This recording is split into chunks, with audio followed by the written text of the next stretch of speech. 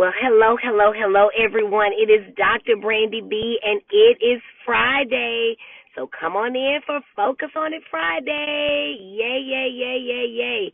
I am so excited that you all are here. Come on in, and bring a friend. It is time for Focus on It Friday. I just need to go and change the time to 12:15 or 12:20 because I've been having appointments. But nonetheless, we are here, and I've got some good stuff for y'all today. I've got some good stuff. Go ahead and tag all of your friends. Let them know that we're here. Y'all like my elephant? Isn't that cute? Y'all like my elephant? Auntie Julia is here. Hello, Auntie Julia. She said, I will see you at FOIT, and I'm so glad that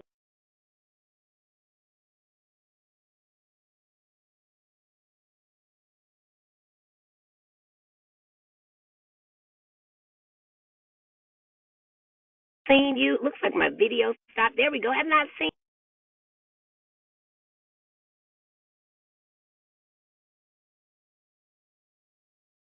to skip it. Hold on.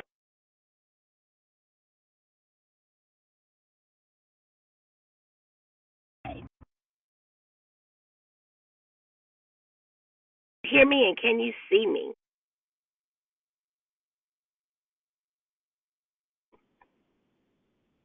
Can you hear me, and can you see me? We've got Ronnie and Beth. I think it's Rudy. I think that's how you say that. Welcome. You all have been coming and hanging out with us, and we appreciate you. We've got Miss Edith Powell, Miss LaWanda Littlejohn. Thank you. Miss LaWanda Littlejohn always shares my videos, and I thank you for doing that so very much. Can you all hear me? Let me know if you can hear me. I'm so excited to be here with you all, and I'm so excited to talk about what it is that we're going to talk about today. So excited to talk about what we're going to talk about today. But before we go on, will somebody just let me know if you can hear me? Because I don't want to keep talking. I hear you. Very good. Thank you, Auntie Julia. Well, let me go ahead and get started. I am Dr. Brandy B., your triple board certified pediatrician, adult psychiatrist, and child and adolescent psychiatrist. Mr. Ronnie says, yes, can hear and see you. Awesome, awesome, awesome. Y'all, I left the house going to my appointment, and I got where I was going. I said, Lord, I don't have any makeup, but they going to see Dr. Brandy the way they see Dr. Brandy today. They going to get me in all of my little shiny face cheek glory. Yes, so I'm happy to be here. Your triple board certified child and adolescent psychiatrist, and through my Facebook live stream, Focus on It Friday, I have worried moms, dads, aunts, uncles, teachers, principals, guardians, and everybody else get the education that they need so they can be successful in the classroom and in life. Today, guys, I want to talk about being unapologetic in our decision to treat our children, being unapologetic in our decision to treat our children. So actually what happens to me, let's see. Mama says, hello. Mama, you sent that in Messenger. So go ahead and post that over onto the Facebook comments here. But I'm so glad to see that you're saying hello to you.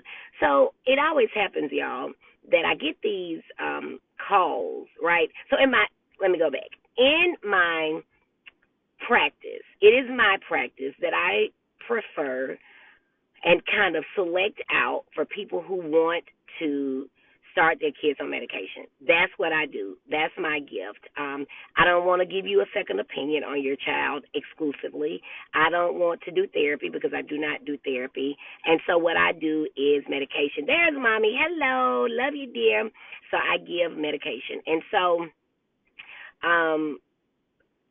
inevitably, one of the reasons that I prefer parents who want to give their kids medicine or at least want to get education about it is because it's a lot. It's a lot for me it's a hard enough job to coach parents, to comfort parents, to educate parents, but then to try to convince parents, I just cannot do that. I cannot do that and keep the energy that is necessary for the parents who are ready, excited.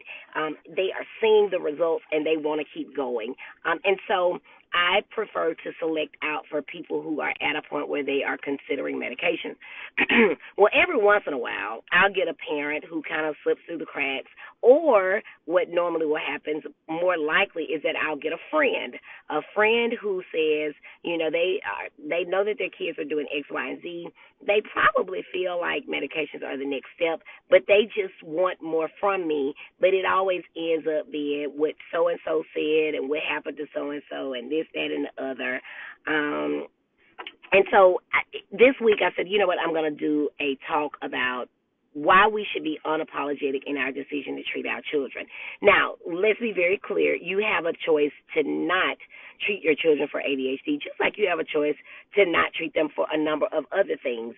Some things you cannot choose to not treat your child for. For example, diabetes is one.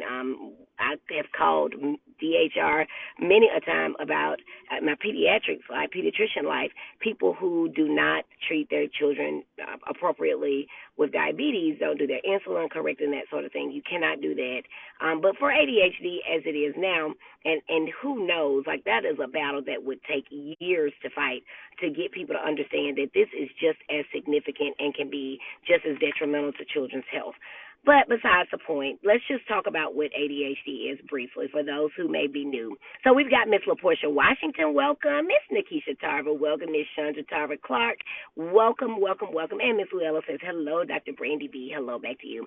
So ADHD is a neurodevelopmental behavioral disorder that is brain-based. It's brain-based, and we know that it's brain-based because you can look at brains. We don't do this clinically because the exposure to radiation, the time, the money, the effort says that, hey, that is not necessary. But we do know that it is brain-based. And so children and adults who have ADHD have problems with either hyperactivity, impulsivity, or inattention. And they can sometimes have the combination. The younger the child, the more likely it is that the child has a combination of the hyperactivity, impulsivity, as well as the inattention. But as a person gets older, it may be the inattention that is predominant and can impact their life, can impact their livelihood, can impact their ability to keep a job, keep a relationship, keep a friend.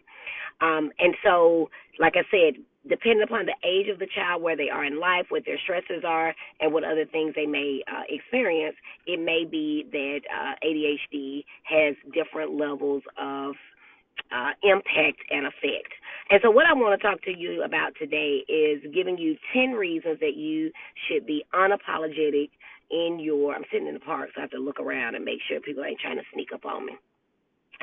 Making sure that you are unapologetic in your decision to treat your child, should you do so. Or if you are on the fence about doing it, I'm certainly not here to convince you. That is not what I do. I'm not slimy. I don't try to convince people. I educate people. And then when they have the education, right, as I say in my opening, I'm giving you the education that you need so that your children can be successful in the classroom and in life. I educate and you do the rest, okay? The first thing that I want you to know is that you should be unapologetic in treating your child because your child can suffer academically. Now, somebody said, well, my child makes all A's. That is wonderful. We are so excited that they do. But they may be, even with all A's, just taking a long time to get their work done.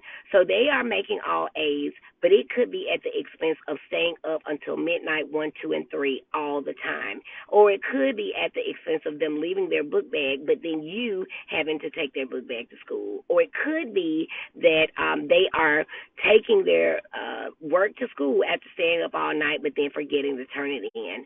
And so they are maintaining all A's, but it's only because you are doing the work. You're doing extra work, right? Because as parents, we have to help with homework, assignments, projects, that sort of thing.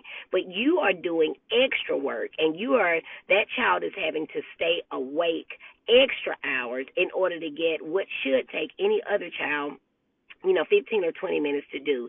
So that's one thing, how a child can suffer academically. The other way that a child can suffer academically is to just straight up have failing grades, not doing well in school, getting retained. Third grade, remember the odd number years. I was so proud, y'all. My mama said, "Ooh, it's an odd number grade. That's when they get in trouble." I was so proud of my mama, y'all. I was so proud. So yeah, those odd number grades. Remember 3, 5, 7, and 11. Remember ninth grade, those grades still go down, but people don't come in to see me because people expect that in ninth grade a child's grades should decline anyway, and that is absolutely not the case. If you're capable of making the honor roll, you should make the honor roll no matter what grade you're in. Assuming that, of course, it's going to get more difficult as the years increase, but you should not meet a year ever where all of your grades all of a sudden just drop off, okay? So the first reason that you should treat ADHD, or you should be unapologetic in your decision to treat it, is because of your child's academics.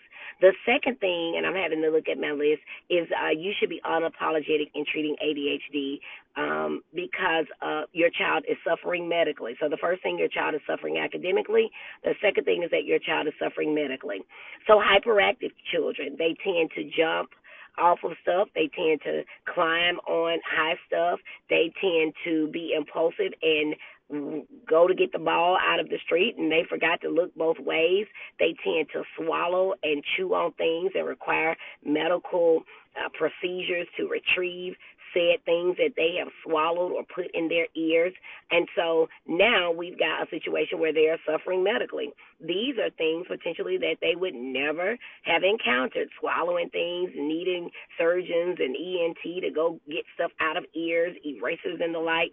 They wouldn't have gone through that. They wouldn't have broken that bone if they did not think that they were Superman because they had on a cape and they jumped down the entirety of your flight of stairs, or if they got hit by a car. These are the things that can happen when you have impulsivity and hyperactivity. And so if the child is being treated for that, of course, those things might persist a little bit, but the whole point is that there will be a moment for them to pause and say, whoa, bad idea, don't do that.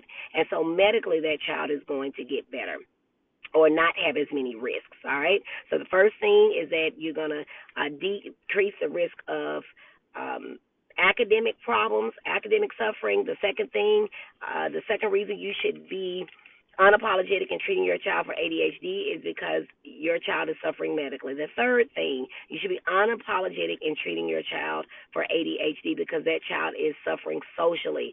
Children with ADHD routinely get excluded from things. Why? Because when they're doing a group project, that child with ADHD, that adult with ADHD is not listening. They're not listening. And so people are always saying, oh, my goodness, are you even paying attention to me?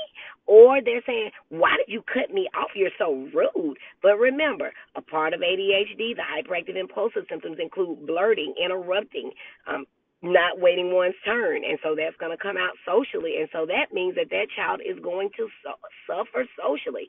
So then you wonder, well, why did my child get picked to come to the sneaker ball for the 8th grade? Or why did my child not get picked for X, Y, and Z? Something that was peer-based, they didn't get picked because the kids don't want to be around them because they don't know to wait their turn. They don't know to share when they're playing a game, that I have a turn, then you have a turn, or you play with this toy and then you give it to me. And so now we get into situations where kids are not being picked, and so they are suffering socially because of little old ADHD. And so that is a third reason that you want to be unapologetic in treating your child for ADHD, and it is because they do suffer socially. Now, the fourth thing is that your child can suffer emotionally. What do I mean by that? I'm talking about the irritability, the anger, when you bring your child in, because for whatever reason, depression and anxiety are much more pleasant for parents to want to treat for their children. If they are going to treat for a mental illness, they are much more likely to treat for anxiety or depression. And so, your child is set up with ADHD to have problems with emotion regulation. And so if a child if they really are thinking that they're a good student, but they constantly are making a bad grade because they can't focus or whatever else, eventually they're going to think, I can't do it. I'm no good. I'm not smart enough. And you will hear them say these things. And so that is their emotions playing upon them. And then as they get older, they may even go ahead and feel anxious. So you may notice that they're always on edge, especially around test time, because they know that they've studied just like they had the last time. But the last time that they really, really, really studied and really, really, really, really knew it, guess what? They made a 67. And so now every time they take a test, they are set up. Sometimes when they even turn on the street where the school is, they will vomit. They'll have panic attacks. And so now we have a situation where you're bringing them in for anxiety. And when I go back and ask them about third grade, and they say, oh, I was always talking. I was always talking, right? Going back to that social piece. Who wants to be around a child that's always in trouble for talking and can't stay in their seat? And so now you have a situation that people are running in the park, where the child is suffering emotionally. ADHD causes a lot of irritability, and so these kids, you might tell them hi, and they might go rah. And so now you got a situation where, again, socially, nobody wants to be around a child who's always growling and scratching and hollering at people. Likewise, that child doesn't feel well either. We say all the time, but I don't think people really understand it. Mental illness hurts. It may not hurt in the same way that these earrings, y'all, have been giving me trouble all morning. It may not hurt in the same way that your head hurts or that your toe hurts when you stub it, but it hurts, guys. It does not feel good. Can you imagine that if your brain was always moving, or even if your body was always moving, and you wanted like the dickens for it to stop, but it didn't? Can you imagine how exhausted you were at the end of the day, how exhausted you would be at the end of the day? But then imagine that when you went to get in your bed, your brain was still going, and so you couldn't even go to sleep. So your brain's been going all day long, and then you go to lie down and get some sleep, and it's still going, even though your body isn't working. That's a horrible feeling, right? But that's ADHD. And so that emotional piece, eventually, from not getting enough rest, you are going to be angry and upset.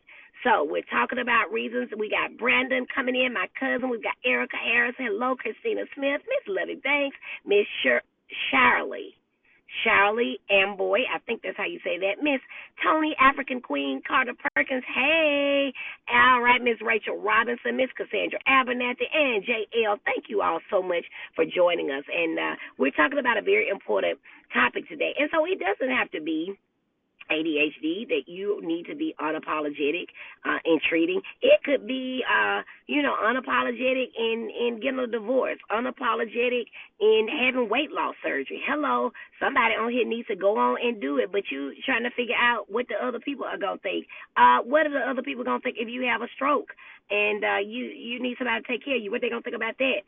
So you need to be unapologetic and think about these same things. What does it do for you academically? How does it hinder you medically? How does it hinder you socially? How does it hinder you emotionally? And I know what you said, well, Dr. Brandy, but you lost weight and you didn't have surgery. You're right, I did. But at a certain point, if you know that you have the determination, but not all of the willpower, you just need a tool to help you, you might ought to consider that. And now weight loss surgery is becoming a go-to even for children.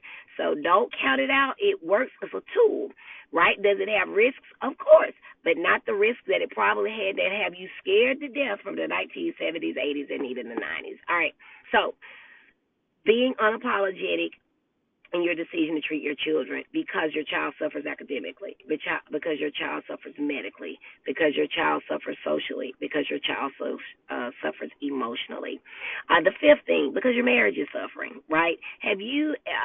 So a couple of different things can happen in a marriage. One is that you could have a situation where one of the parties involved in the marriage don't believe that anything is wrong with the child, don't believe that the child has ADHD, they don't even believe in ADHD, but they probably have it themselves, okay, but are still in denial. Had a mom tell me yesterday that the daddy, when she called the daddy said, oh, yeah, all of that, I went through all of that, yeah, opiate abuse, drug abuse, yeah, ooh, yeah, she's on it, that doctor's smart.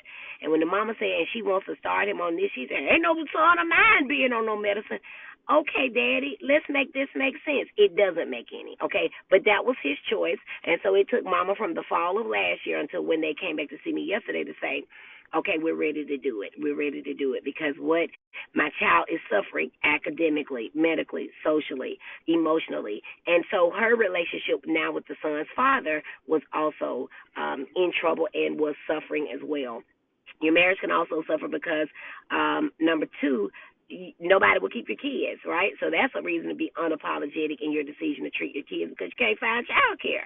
If you can't find child care, you can't get a moment for yourself. You can't get a moment with your spouse. You can't get a moment for your other children. And so guess what? The whole house is now impacted because of a child's ADHD. The truth of the matter is that if one child has it, it's a high likelihood that others will as well. But ADHD can absolutely tear a whole family apart, make a marriage just dissolve. One of the reasons for the marital problems could be because you don't like the way the other one is parenting.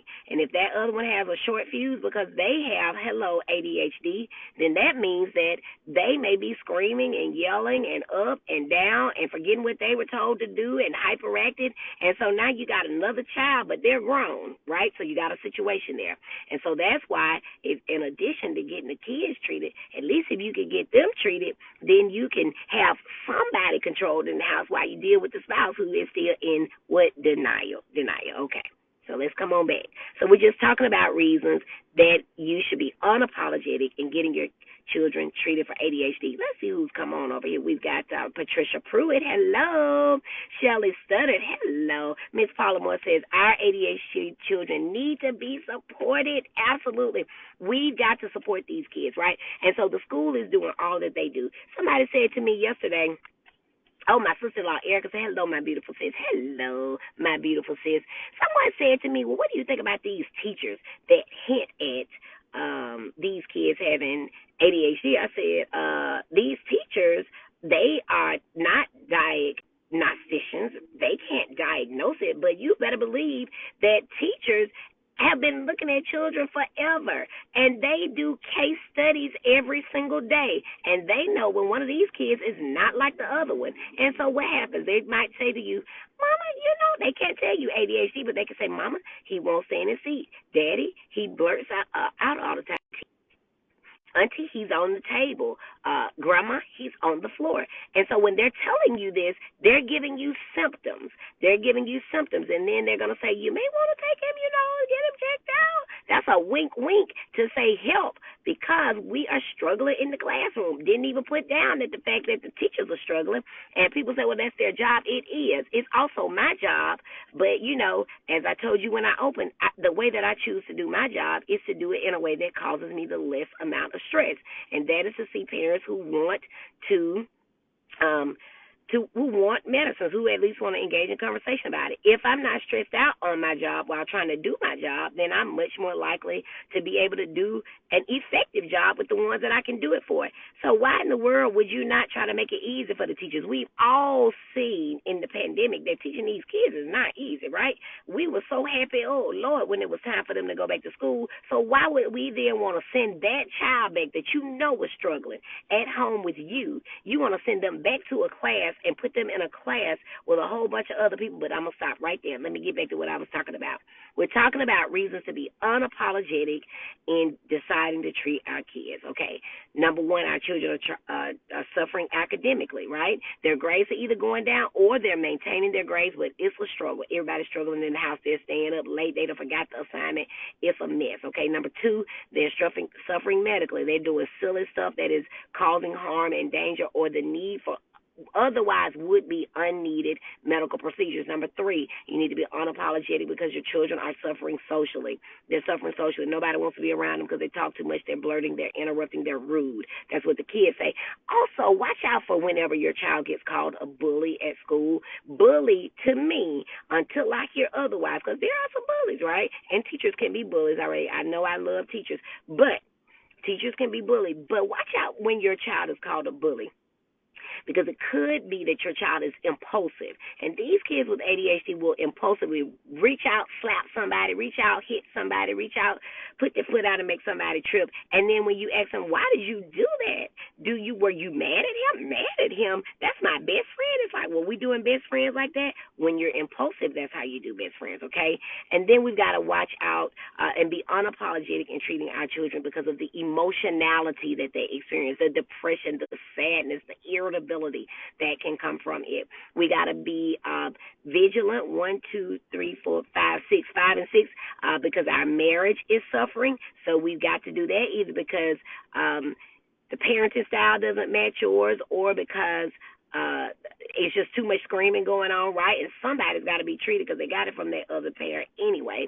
And then your social life is suffering because nobody will keep the kids. Nobody will keep these kids, and that is why. Okay, now that's 5 and 6. Now, the other reason you need to be unapologetic in treating your kid is because, number 7, you're educated. If you've been following me, or if you are a patient of mine, you need to be absolutely unapologetic in saying, I know what ADHD is doing for my child right now, and I know what ADHD can do for them in the future, and then walk away. That's all you got to say, if you care to say all of that, because the truth of the matter is you don't owe anybody anything for a decision about what you decide to do with your child. And I tell people all the time, this is medical treatment. You don't go around telling everybody about all your other medical treatment. Some of y'all been keeping secrets so long about your medical treatment that your family don't even know you had stuff going on.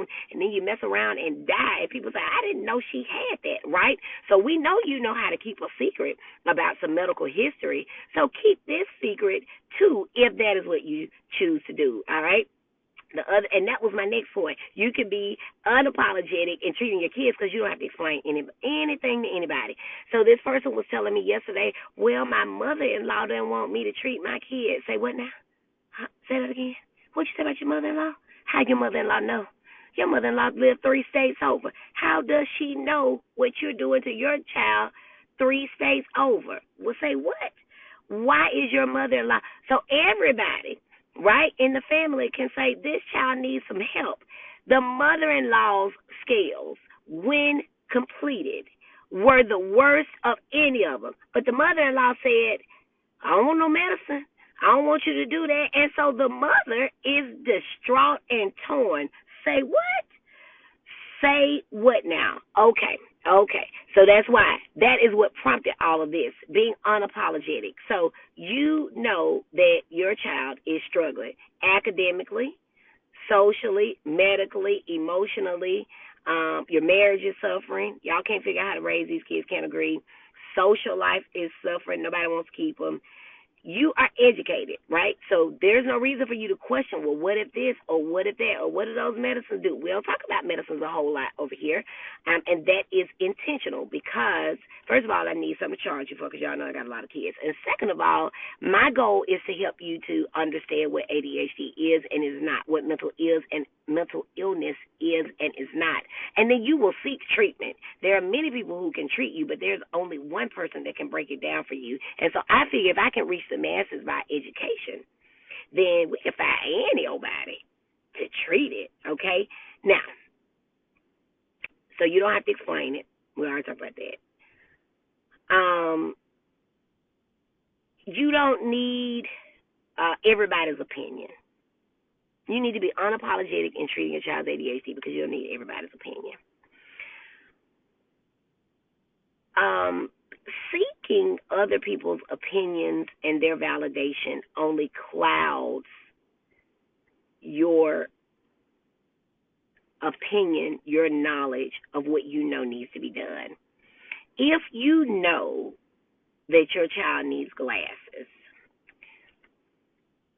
you probably are not going and asking anybody anything except where do they have the least expensive glasses. But you're not going and asking anybody, this doctor said they need glasses, but I don't know. I think I want to get 2 and 3 more opinions. And by all means, get opinions. But you know the child can't see. The child walks into the door every time they come home. And it's been the same door that they've been walking through for 5 years, but now they're running into it. You know the child can't see. Why are we getting second opinions? Right. See how that sounds? And while I'm here on my glasses example, people say, I don't want my kid to get dependent on on the medicine. And they don't mean get addicted. They mean they don't want their child to feel like they need medicine to perform. And you know what I say to that? If your child can't see and you want to let them wear glasses, You mean to tell me that every once in a while you just gonna say, give me them glasses and make them squint? Y'all, come on. I just don't see how that makes sense. But maybe you all can share with me how that makes sense. If I have a remedy, a treatment, not a cure, right? Because until you get some new eyes or have some surgery to repair the eyes that you have, you're going to need glasses. So we're not curing your vision difficulties, but we have a treatment for it. And as long as you put those glasses on, you can see. But parents want me to believe that every once in a while, a parent just ought to say, don't wear the glasses and squint.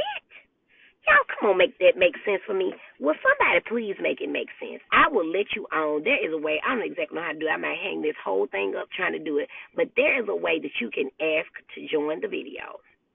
And if you know how that makes sense, come on in, because I want to hear from you. I want to know how, if we have a treatment, not a cure, that we are going to do it some days, but not the others, so that they won't get dependent. Then the parent that say, I don't want it to be a crutch. Look like to me, if you got a broke leg, you need a crutch. Can y'all see how that makes sense? Do y'all see? If your leg is broken, you need a crutch. So there's nothing wrong with the crutch. And most kids, please understand me, most kids want to do nothing in life other than get some attention from their parents and please their parents and their teachers, which is why if you're not paying them any attention, guess what? They're going to do something that's going to get it. At my house and your house, too. If I'm not watching that little girl and that middle child, they are surely life going to do something that's going to get me to come out of there, and I'm going to be screaming then. But if I just taken a moment on the front end, then it would all be better. I'm still going to wait to see if anybody's going to come on here and explain this. But I see my sister-in-law, Angela, is here. Hello. Let's see what we got. Miss Palmer says exactly what happened with my children. When I said, yes, she has ADHD, it was a relief to the behavior specialist because I received it positively. Absolutely. And all this, I'm not claiming it. Now, I love God. Y'all know that. But let's put it this way. I'm claiming being a multimillionaire, right? And there are some things that I can do in faith, right? But there are going to be some things that are going to only work on the income that I have. So to say I'm not claiming what my current salary is, I only speak life and multimillionaire status. If I go in a bank and say that, they're going to look at me like I'm silly.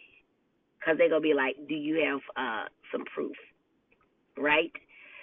So we've got, and my sister-in-law Eric on here, you can't heal what you don't reveal. I am all for asking God to heal us.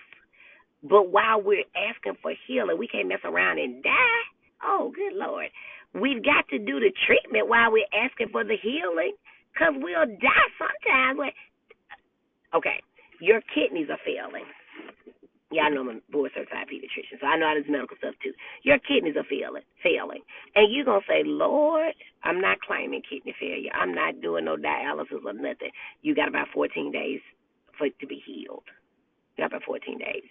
Your healing may come with a state of dialysis, but it may come with a kidney. You're not going to get a kidney in the next 14 days in most instances.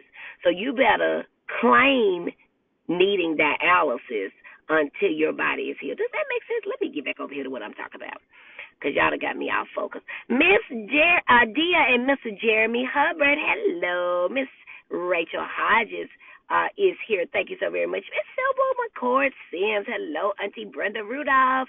Hello, Miss Greta Jones. Hello, Miss Paula says, all of this today, Dr. Brandon B, this is my life. Mom, dad, and 3 children. See, you know what I'm talking about. Miss Cassandra Abernathy says, can you please educate me on autistic kids? I need a little advice on what to do. Now, Miss Cassandra Abernathy and anybody else who needs to know, if you need to know about autistic children, I want you to go over to my page where you are right now, and I want you to go back to, I want you to search autism or autistic in the search bar on my page. And if you go, or if you just go to the videos, if you don't know how to do that, if you go down to the videos way back to September of 2020, there, September the 4th, I believe it is, there is a 2-part video on autism spectrum disorder. I changed clothes because I'm just extra like that. One is red, one is blue, I believe, that I'm wearing. And I talk about autism for about 3 hours, right? That's the best thing that I want you to do for a good, long, deep, thorough discussion about autism. But I will tell you this, when you say educate you, you need a little bit of advice on what to do. I will tell you this, children with autism are very argumentative, but their argumentativeness is not typically or not always in an attempt to get out of doing something, or to get out of, Michelle Stutter says your memory. I refer people to that all the time because that's really the only one that I've done that's extensive. So I know that date. I cheat a little bit because I refer people back there all the time. But my memory is quite impressive as well. My memory is quite impressive as well. Now, Rick and Tracy Draft, are you all really trying to join the video? Just type yes if you are, and then we're going to bring you in because I think you're going to tell me about the eyeglasses. If you're not trying to do that, just let me know mistake. All right.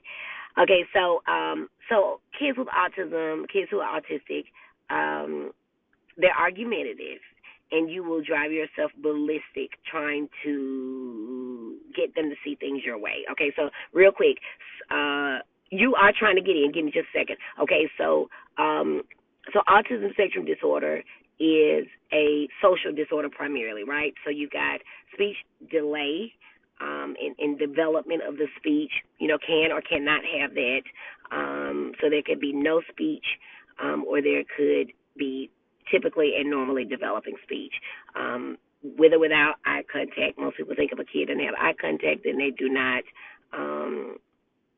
have autism, and that's not the case. You can also have an anxiety disorder and not have autism but not make eye contact. What else? The kids who are autistic tend to not understand social norms, and so things, they might get real upset about things that we do and say that are pretty common, things that we don't think about, like, hey, how you doing, is really grammatically a question, but for all intents and purposes, it is it's a statement. And so when people say, hey, how you doing, they're really walking away as they're saying it. The argumentativeness deals with concreteness. Children who are autistic tend to not understand that, or not be able to appreciate that you have your opinion, I have mine, and sometimes they're different, but we're both right. We're both right.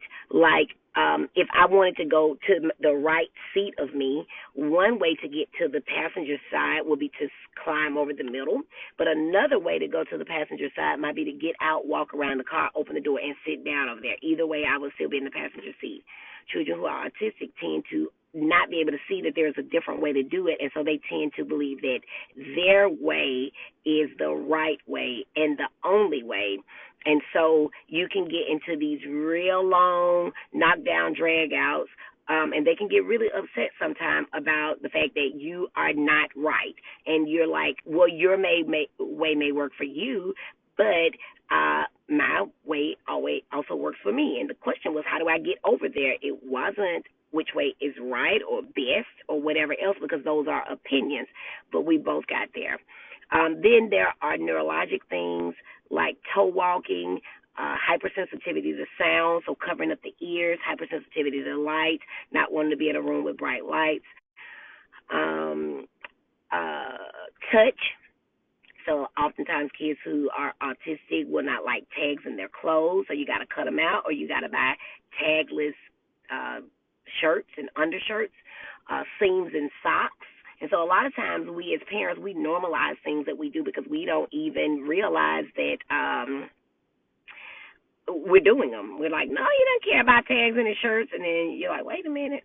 There's one Walmart in a 30-mile radius. I drive 50 miles to the one that has the tagless shirts in stock. Well, I've talked to the manager at my clothes store about getting the tagless shirt.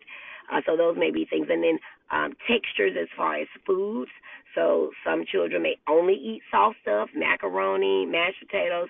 Some kids may only eat harder stuff that it could, or chew stuff that requires them to chew more, like meats.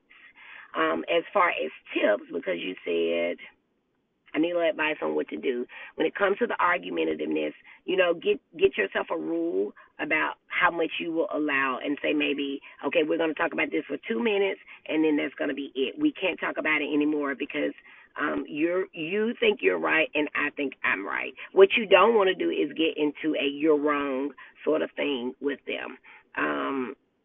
Because that is usually pointless, and because they're usually not wrong, they just don't understand that you could also not be wrong, even though you're not saying what they're saying. And it's just really hard to prove that to somebody. So don't argue with them. And the biggest advice that I could tell for you as a parent of a child who's autistic is the same that I would tell any parent. And if you follow me on the show, you know this to be true.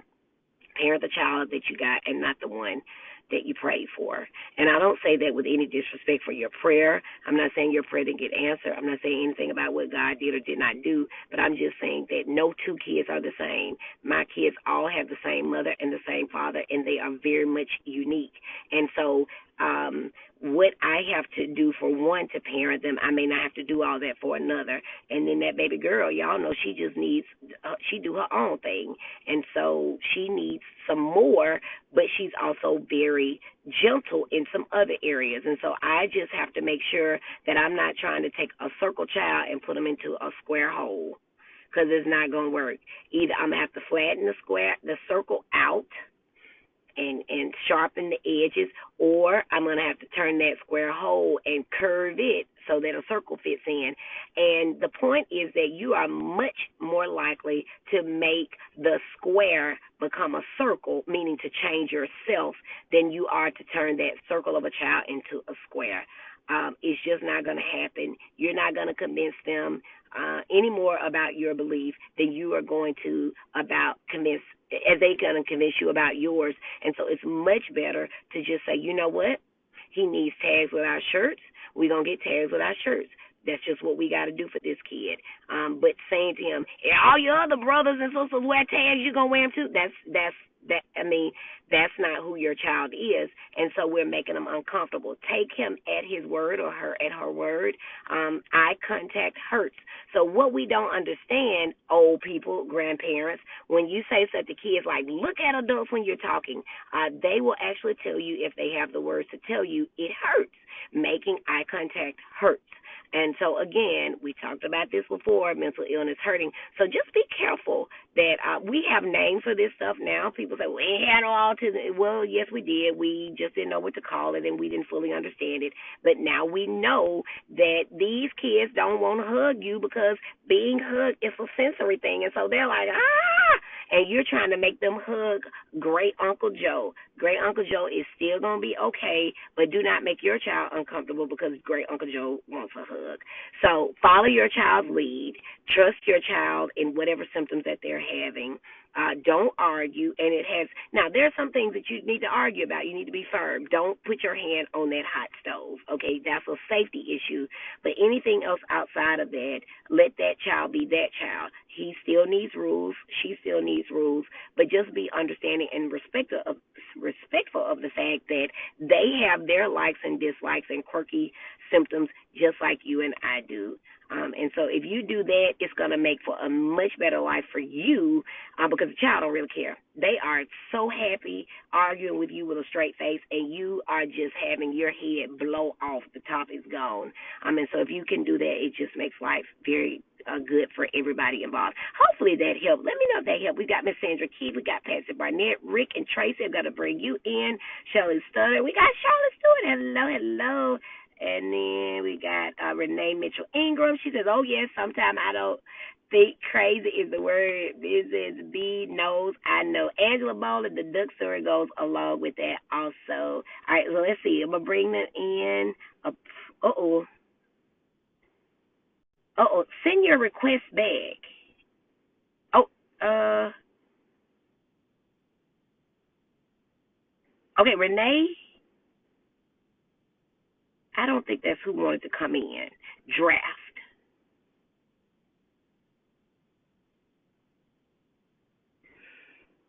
All right, let's see. Now I don't know. My sister-in-law Angela says so true. I think she's saying that we gotta let these kids be these kids. The draft family. Are you all able to come in?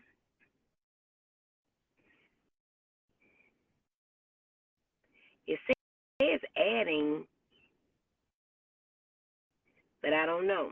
Okay, well, while they're doing that, let me go ahead with my 10 things.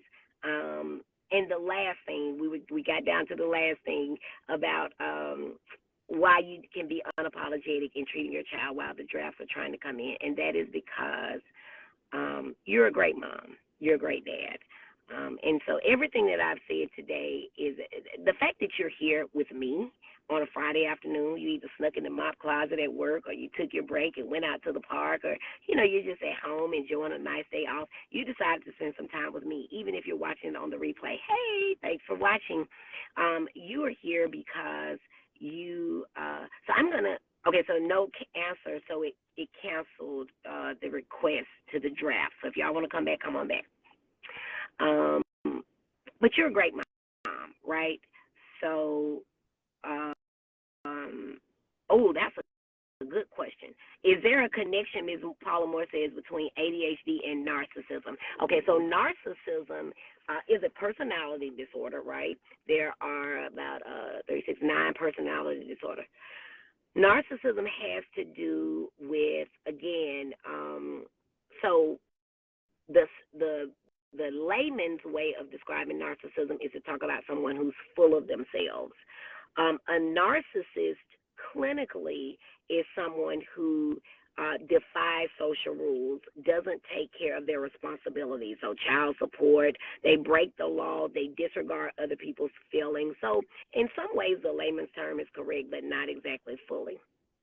Now, narcissism, so if you think about a narcissist as being someone who might hurt your feelings and not apologize or seem to not care, some of that has to do, when we're talking about ADHD, with the fact that people with ADHD are so forgetful.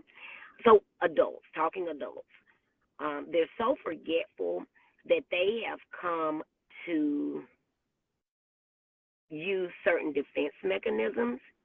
And one of those defense mechanisms is to adamantly deny that they were ever told something or they ever knew about something, almost sometimes to the point that it makes you think that you are losing it when you know that you told them.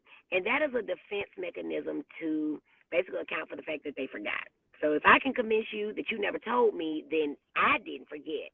So it is someone who is not insightful usually about their ADHD, and they might come off as narcissistic because it's seeming to you that they are disregarding what you're saying. Remember, I talked about the irritability and the moodiness. It may seem that sometimes they'll come off harshly, scream at you, say something, but again, it usually has something to do with whatever their mind is on or whatever the case may be, and they just kind of yell out something, hurt your feelings, and then just walk away, and then act like nothing happened. Kids can sometimes have some of these, layman term, narcissistic type behaviors, if you will.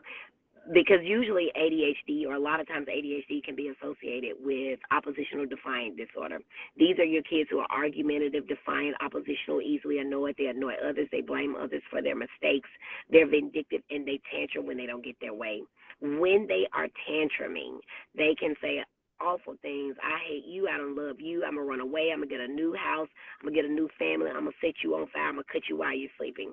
And so it is very scary to hear, right? And then you'll notice 10 minutes later, oh, mommy, I love you so much. I don't know why I said that, right? And so that can appear as something that's just so harsh to the core.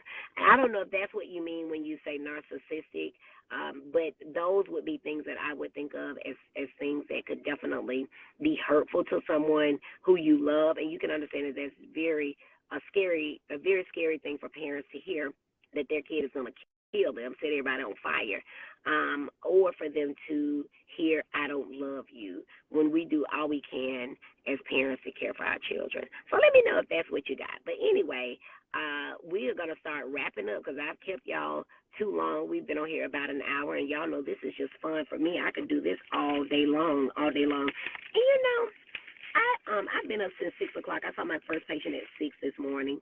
I absolutely love what I do, and it's so funny because people, they don't really. I guess it could go for any specialty or any career. Nobody wants to talk about a psychiatrist until they need us. Golly, and then it's like a crisis situation. So I was up seeing people at 6 o'clock because this is really my gift, right? And I tell y'all that all the time. I am living and operating in my gift 100%. And I often pray to God and I ask him, please, Jesus, let me know if this is not what I'm supposed to be doing. And he keeps waking me up, and he hadn't told me yet to stop. So I'm going to keep going until he tells me. He's going to make it pretty obvious because that's the kind of relationship we have. But I do want you all out there to make sure that you're operating in your gift, and make sure that you're doing whatever you can to ensure that your children are operating in theirs. We have so many children who grow up to be adults who are not reaching their full and maximum potential because they simply cannot focus. Y'all, I saw a college student this morning at 6 a.m., and then I saw a professional woman at 7 a.m. So this is not a disease of kids. They continue to grow up, and they grow up and they become adults who still can't focus. Except that now so much more is at stake. It's not just getting the honor roll and getting that little certificate and the photo op. Yay. We're talking drugs, and I didn't even put that on there, but we're talking drugs. We're talking marriages. We're talking jobs.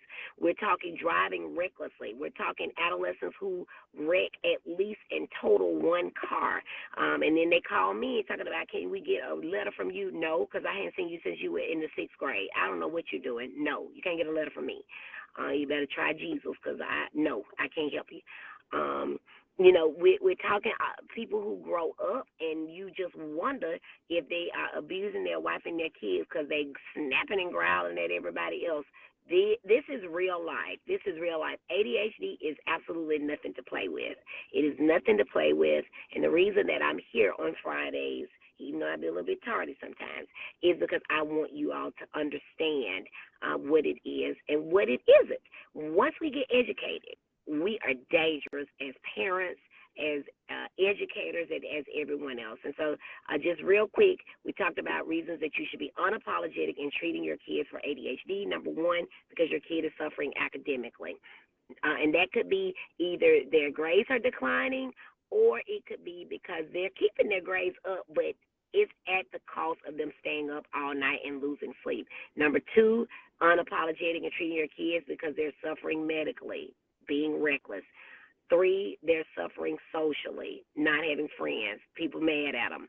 4, they're suffering emotionally, the moodiness. 5, you ought to treat unapologetically because your marriage is suffering. You can't agree on, well, it wasn't his fault, or it was his fault, or he didn't know what was happening, or he did know what was happening. 6, because your social life is suffering. Nobody would keep these kids. Why? Because they are all over the place. You want to be able to treat your kids unapologetically because you are educated, because you are coming to Focus on It Friday and you're getting the education. And no longer can you believe, or do you believe, that ADHD is just a bunch of kids running around. You know that ADHD can sit in a chair and not hear a word that the teacher said, or be tapping and chewing and drawing. If you look at your child's paper, look at the papers when they come home. If they have beautifully drawn artistic designs all over their paper, they were not listening to their teacher. There's no way you can draw that and hear what that lady or that man is saying. So watch out for that. Number 6, or I think we're on 8, you want to treat unapologetically because you don't have to explain anything to anybody. And that sometimes includes the other parent, whether or not you're married to them. I ain't got nothing to do with that. That's on you and in your household. But if you know that this is what is best for your child, you better use the glasses situation, use the insulin situation, use the crutch situation, whatever it is that you need to do, get your child the treatment that they need. Number 9, you want to be unapologetic in treating your child because you don't need anybody else's examples of what happened to them when they were treating their child. You respectfully, you don't care, because I'm going to tell you like this. If you Google how to make your car not move and die in the car, I bet you can figure it out. So you know, if you Google how to die while in a moving vehicle, you're going to find something about that too. And that's going to be about the extremes of people's treatment experience with medication. Somebody's going to say it was great. Somebody's going to say they nose fell off. And you've got to read between the lines. So the best thing for you to do is to, at a certain point, stop listening to all those people, because you know that thing called a gut, it tells you what you need to do. And then number 10, the reason that you want to be unapologetic in treating your child is because you're a great parent. You are a great parent, and as I said, you have been given all that you need to raise your child. And sometimes you say, well, Dr. Brady, I don't know about this child. I need some help, and that's fine. You have enough sense. You've been given enough sense to know I need some help. And so that is the thing that you need to then go to the next step to be able to get your child what he or she needs. Let's see, Miss Renee Mitchell Ingram says, love you so much. You know I love you back. You know my EMB. I just love him. They've been rolling with me for a long time, Miss Melody Mitchell says, this was so helpful. I was trying to get an appointment, but you're booked for another year, and I see why. Listen, Miss Melody Mitchell, you better be on that waiting list, girl, because listen, you know what I did Tuesday? I called my nurses. I said, give me the next 5 on the list, and guess what? Some of them were not ready, but I want you to hang tight too, Miss Melody. Make sure you're on my wait list. When I get done with this, I'm going to put how you all can join my wait list. Not my wait list, but my email list. I am working on doing something in March that is going to speed up the process, but you need to be on the list. You need to be on the email list. You need to be on any list I have, because like I said, that 6 and that 7 o'clock patient that I saw today and the 3 o'clock that I'm going to see today, they didn't have appointments before Tuesday either. And I said, call them and let's get them started at 6. I thought that lady was going to think I was crazy when I said 6. She responded, yes. So that's how it works over here, Dr. Brandy B. It always helps, too, if you put on your paperwork that you saw me on Focus on It Friday. That might help a little bit, too. So we thank you for following, and I appreciate your very kind words. I take this very seriously. Mr. Matthew Mayagawa is watching. Thank you so very much. Miss Wanda Harris, thank you. My sister, Miss Marsha, is watching. Marsha Knight, hello. Mr. Lonnie Malone, thank you for watching. Miss Renee says she refers to me all the time, and honey, I appreciate it. There is no shortage of work for Dr. Brandy B.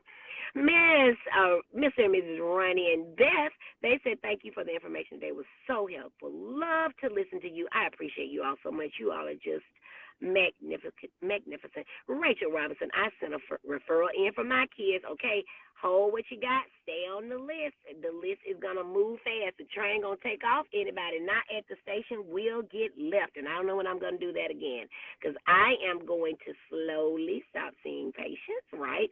But anybody that's already on board will continue to see me. Everybody else will be left in very capable hands. Miss Marsha Harden Knight says, you were a pure blessing for all of my kids, biological and foster. We love Auntie Brandy. Oh, those are my babies. Yes, I miss seeing you all. You were just a doll, baby, of a mother to care. And all my parents are, because I can tell you what, you ain't going to come in my office being rude to me. That's what we're not going to do. We're going to get some education, we're going to get some love, or you're going to have to get on, right? Because that's just not what we do. That is not what we do. All right, anybody else have anything to say? Listen, guys, my husband and I are going to be on the radio tomorrow. So every second Saturday. I don't know how far this station their bandwidth extends, but we're going to be on 92.5 FM and 1260 AM. But don't worry, if you cannot get those stations, it will be streamed here on Focus on It Friday. But I do want you all to come and join us 10 to 11 Central every second Saturday. So that happens to be tomorrow. The name of our show is He Said, She Said. Now, y'all know that my husband is an attorney. If you need to hear about education law, just search Fred. I don't know the date that he was on, but he was one of my guests on, I guess, sometime in the fall of last year. And we talked about an hour and a half and 2 hours about education law. It was very informative. So if you're having some trouble with the school, you want to go and catch that. But He Said, She Said. It's going to be a little bit of everything, a little bit of relationship, a little bit of medicine, a little bit of law, but a whole lot of fun. Family oriented. Although tomorrow is Valentine's Day, we're going to be talking about some stuff I don't know. It's going to be interesting. So as soon as I get out from here, I'm going to post the flyers. Again, 92.5 FM and 1260 AM, or just come right back here to Dr. Brandy B, and you can watch it there. If there are no other questions, I hope you all have a great day. If you are hoping to get in with me, please go ahead and get on the wait list. How do you do that? You're going to just go over to www.rbpsychiatry.com. The name of my practice is Rudolph Boland Psychiatry.com, rbpsychiatry.com. And then you're going to call 948-7129, 948-7129. That's 205-948-7129. And then you are going to want to just leave a message when you have submitted all of your paperwork, saying that you submitted your paperwork, you want to be put on the wait list. Now, if you want to, the webinar, it's going to be a webinar that I'm going to do in March, and you may just want to come to the webinar. That's fine, too. It's going to be some good information. It's going to be a lot of information. So just look for those flyers. I had to get this show out of the way for tomorrow, but then next week I'll be working on the webinar. It's going to be really good because we're going to do what we do on our Fridays, but we're going to go deeper. You're going to have materials to take away, to walk away with you, and we're going to talk about medicines. So you do want to start saving your money. And then you want to be prepared to go to the next level, whatever that may be. All right, guys, I'm going to get out of here. I love you all. I appreciate you all. Make sure you're taking care of your kids. Don't try to explain anything to anybody about what you do for your kids, because you're doing what is necessary to honestly save their life. I'm so glad that you allowed me to be a very small part of your life, and as far as educating you and getting you what your kids need. So I am Dr. Brandy B., your triple board certified pediatrician, adult psychiatrist, and child and adolescent psychiatrist. And through my Facebook live stream, Focus on It Friday, I help worried moms, dads, and anyone else who has any interest in children with ADHD get the education that they need so that those children can be successful in the classroom and in life. One night this week, y'all, I said, hey, the first 3 people to respond will get a book, so I'll be sending out your books today. Hopefully, I couldn't find the labels before I left the house, but I'll be sending your books out. Don't forget the book, Shine, Understanding ADHD so your child can be a star. Just $20, a great book, a great gift. You really ought to have a copy, not because I wrote it and because I sell it. I'm over here giving you free information all the time. $20 is, not a great deal for me. I'm spending countless of hours with you right now.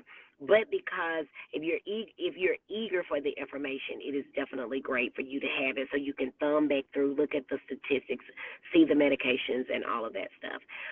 All right, guys, that was a lot, but it was so much fun. I love educating you guys because you're amazing. If y'all need anything from me, don't forget to reach out, give me a call, but do not reach out to me about your child's health information If they're my patient, we have nurses for that. I'm going to ignore it. All right. I love you all. Auntie Julia says enjoy the information. Thanks so much. If y'all need me, give me a call. I'm just a message away. Thank you all for joining. Bye.